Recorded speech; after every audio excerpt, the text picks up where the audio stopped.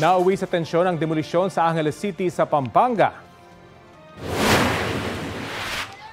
Dito kami pinanganak! Dito na kami mamamatay! Galit na sumugod ang ilang residente ng sitio Balubad sa Barangay Anunas.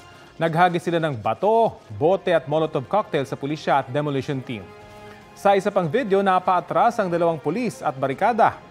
Paliwanag ng Sheriff ng Department of Agrarian Reform Region 3, pinapatupad lang nila ang utos ng Korte Suprema noong 2013 na kinansela ang mga na-award na titulo sa mahigit 500 bahay. 2022 inilabas ang demolition order. Ayon sa legal counsel ng private developer, sinubukan nilang makipag-ugnayan sa mga apektadong residente pero ayaw silang papasukin sa lugar. Sabi naman ng Angeles LGU, inilabag ng developer ang kanilang no demolition agreement. Ayon kay Angeles City Mayor Carmelo Lasatin, itutuloy na raw nila ang plano ng gobyerno na bawiin at ipapamahagi ang pinag-aagawang lupa.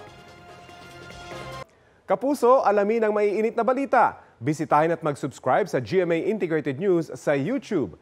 Sa mga kapuso abroad, samahan niyo kami sa GMA Pinoy TV at sa www.gmanews.tv.